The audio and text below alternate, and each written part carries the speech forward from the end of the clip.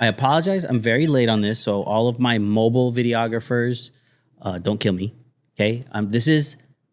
I had to talk about this because the thing is so cool and I want people to know about it at the very least. If you are an iPhone shooter or if you own a camera, but you want to use your iPhone as a second camera, this could be a really handy trick for you, okay? It's not even a trick, it's an app, okay? The Blackmagic Camera app. This thing is basically pro cinema packed into your phone. Full manual controls, professional codecs, and it even integrates with DaVinci Resolve. It might sound crazy as an integration to your full, cinema camera lineup. So is it actually capable of doing these real world productions? First off, the interface feels like a Blackmagic cinema camera. You get full control over frame rate, shutter angle, white balance, and ISO, all laid out like they're pro cameras. If you've used a Blackmagic camera before, this will feel exactly the same. But even if you have not used a Blackmagic camera before, the menus are easy. You can pick it up pretty quick. I feel it's way more intuitive than most built-in phone camera apps. To adjust settings, simply tap on the corresponding controls, and on-screen controls will become available. You can select your preferred lens by accessing the lens control. The types of lenses available here depends on your iOS device. Now we're using the iPhone 15 Pro Max here, so you'll find options such as the 13mm, 24mm, 120mm telephoto, or even the front-facing camera. An essential step in your shooting process is managing exposure and focus. You can have the app handle exposure and focus automatically by tapping on the point you wish to expose and focus on. Alternatively, you can lock the exposure and focus points to specific areas on the frame by tapping and holding, which activates the AEAF lock indication. We'll turn this off for now. Now suppose you'd like to focus your lens manually. Hit to the focus icon, and if autofocus is engaged, disengage it, and slide the control to set your focus manually. If you'd like the app to regain control of focus, just tap on the desired point of focus, and it will adjust accordingly. In addition to manual focus, you can also control exposure manually by adjusting ISO and exposure compensation settings. Simply go to the stabilization icon and choose between standard, cinematic, and extreme levels of stabilization, or you can turn stabilization off. And the Blackmagic Camera app can choose how much stabilization you want applied. Now, when shooting, it's useful to have overlays on your display. Simply go over to the overlays icon, and we can turn on zebras, and this will show you areas of the image that have an excessive exposure level.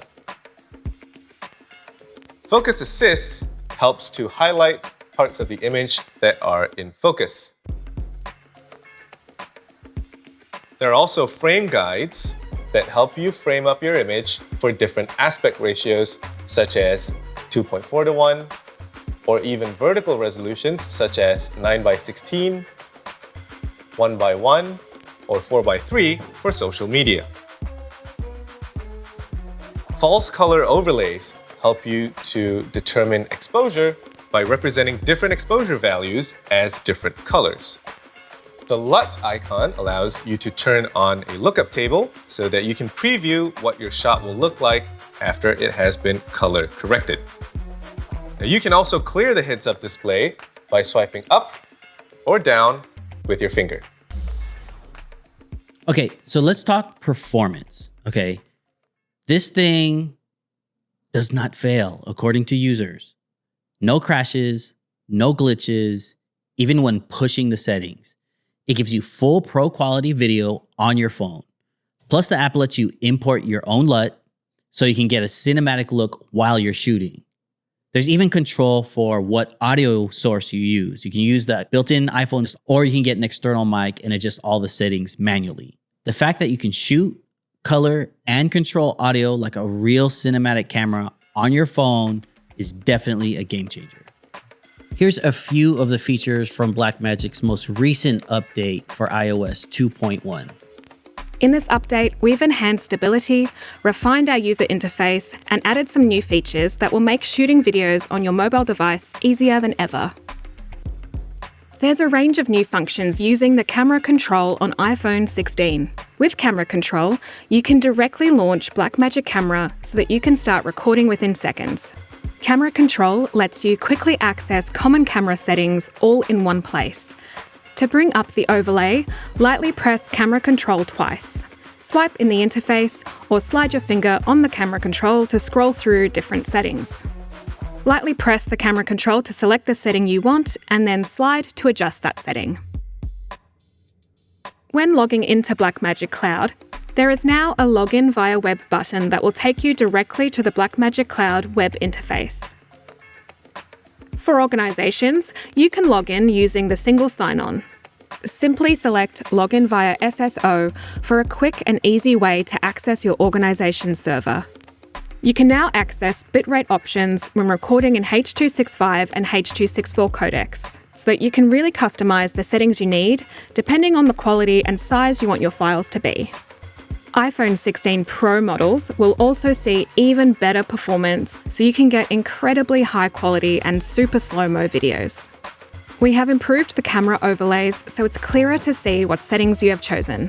When you have off-speed recording or time-lapse recording selected, you will now see new indicators on the screen, as well as on the record button, making it easier to know that you are recording with the right settings. While recording off-speed clips to achieve slow motion or fast motion, all captured audio will now be recorded into the off-speed clip so that you don't miss a thing.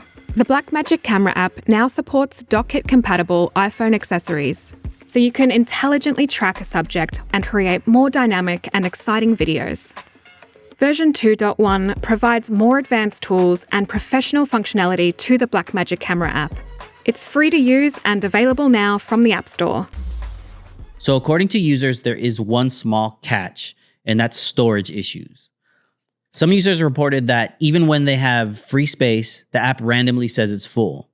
Some fixed it by clearing their cache. Some had to reinstall the app completely. It's not a deal breaker, but definitely something to be aware of, especially if you're shooting long-form content. One huge plus, though, is Blackmagic Cloud integration. Your footage syncs straight into a DaVinci Resolve edit bin in real time, meaning you could shoot and edit at the same time. So if you're working with a team remotely or with a tight turnaround time, this most definitely needs to be somehow integrated into your production.